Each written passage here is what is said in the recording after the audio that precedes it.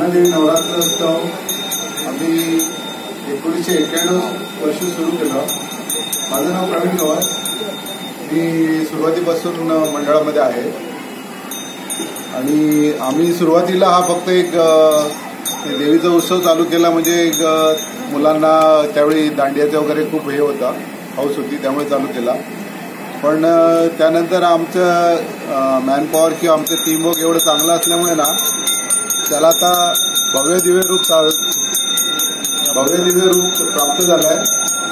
आणि या मंडळाचं वैशिष्ट्य असं आहे की आम्ही आतापर्यंत वर्गणी कुठेही काढलेली नाही. आम्ही मंडळामध्ये जो देणगीचा काउंटर ठेवतो त्याच्यावर जे जमा होते त्याच्यावरच करतो आम्ही. आणि इथे आमच्याकडे 4 बिल्डिंग आहेत टोटल कामनाच्या.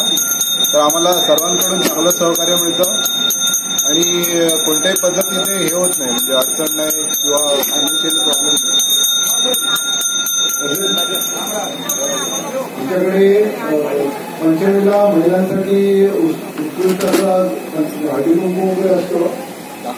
त्या महिलांचं वर्चस्व असते. हळदी कुंकूपासून सर्व गोष्टी त्यात करतात. तसंच आमच्याकडे अष्टमीला नवचंडीग्रह उत्सव असतो. सकाळी हवन होते 12 वाजेपर्यंत आणि त्यानंतर भंडारा सुरू होतो. भंडाऱ्याला जवळपास 5 ते 6 हजार पब्लिक येतात आणि बहुतेक सिद्धिविनायकचं पब्लिकही आमच्याकडे येतात. साधारण 5 ते 6 हजार लोक इकडे भंडाराचा आस्वाद घेतात. आणि त्या दिवशी आमची खरी कसोटी असते की आमच्याकडे टीमवर्क तेवढा असल्यामुळे आम्ही सगळं जुळवतो. आणि वैशिष्ट्य म्हणजे आम्ही त्या दिवशी पूर्ण सजावटी फळांच्या प्रसादाने केलेलं असते आणि तोच फळं वगैरे आम्ही प्रसाद म्हणून भाविकांना देतो. आमच्या मंडळातर्फे जे कार्यक्रम करण्यात येतात ते लोकाभिमुख असतात. यावेळेस तुमचं कवी संमेलन केलं, त्याच्या आमच्या इकडे वेगवेगळ्या प्रकारचे हे लोकांसाठी कार्यक्रम करण्यात येतात. आणि आमच्याकडे जे मंडळानंतर जे धान्य होतं ते आम्ही खूप वेळ वाड्याला ते वाढतो.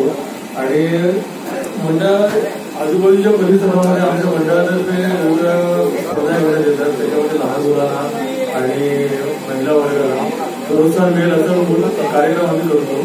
आणि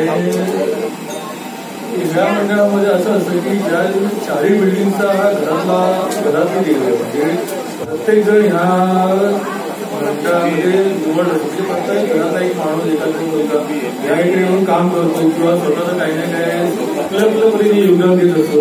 आणि हा श्रमदान करत असतो. पैसे पण कोणाकडे मागायला लागत नाही, सगळे लोक स्वतःहून आणून देतात. गांधी जेव्हा भंडाराला लागतं ते पण स्वतःहून आणून देतात. आणि एक गेट टू फॅमिलीची प्रत्येक फॅमिलीची देवी आहे. म्हणजे कामना सोसायटीतल्या प्रत्येक माणसाची देवी आहे. म्हणजे असं मंडळाची प्रत्येकाची आहे. आणि प्रत्येक जण आपापल्या परीने ह्या कार्यक्रमामध्ये योगदान देतो. याच्यात एक वैशिष्ट्य असं आहे की जे गावच्या पद्धतीत लोक कार्यक्रम करतात किंवा ज्या काही रूढी असतात आपल्या मराठी माणसांच्या, हिंदू माणसांच्या, त्या पद्धतीने आम्ही हे उत्सव साजरा करतो. म्हणजे थोडक्यात उदाहरण सांगण्याचं, गोमूत्र, शेण ह्या ज्या गोष्टी आहेत त्या आम्ही आज त्या पाळतो इथे ह्या ठिकाणी. त्याच्यामुळे हे महत्वाचं वैशिष्ट्य आहे सर्वात आमचं.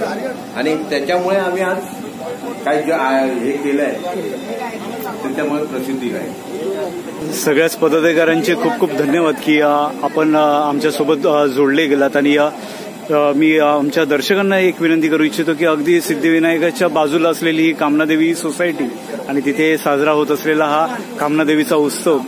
तर 11 तारीखला इथे अष्टमीचा यज्ञ आहे. तर मी माझ्या दर्शकांना विनंती करतो की त्यांनी सगळ्यांनीच इथे येऊन या तीर्थप्रसादाचा लाभ घ्यायचा आहे आणि ह्या देवीचं हे मनमोहक रूप आपण सगळ्यांनी याची देही याची डोळा अनुभवावं अशी विनंती. मराठी साहित्य व कला सेवा यांच्या वतीने आज इथे हा सगळा आईचा जागर करण्यात आला. आणि त्यासाठी कामनादेवी नवरात्रोत्सव मंडळाच्या सगळ्याच पदाधिकाऱ्यांनी अगदी ह्या 8 दिवसांमध्ये आम्ही जो संपर्क केला आणि त्या निमित्ताने हा कार्यक्रम करायचा योग आला. तर हा सगळा तुमच्या सगळ्यांच्या सहकार्याचा भाग आहे असं मला वाटतं. आईचा आशीर्वाद तर आहेच, आणि कामना आमच्या मनात कामना होती की इथे कार्यक्रम करावा आणि कामना देवीने ती इच्छा पूर्ती केली असं मला वाटतं. तर खरंच ही इच्छा पूर्ती करणारी देवी आहे, कामना पूर्ती करणारी देवी आहे. तर नक्कीच मी आपल्या सगळ्यांचे ऋण मानतो आणि कायम आपल्या सगळ्यांच्या ऋणात राहू इच्छितो. अशी संधी येणाऱ्या काळात पूर्ण मिळावी अशी आईच्या शक्ती प्रार्थना करतो आणि आपली रजा घेतो. धन्यवाद.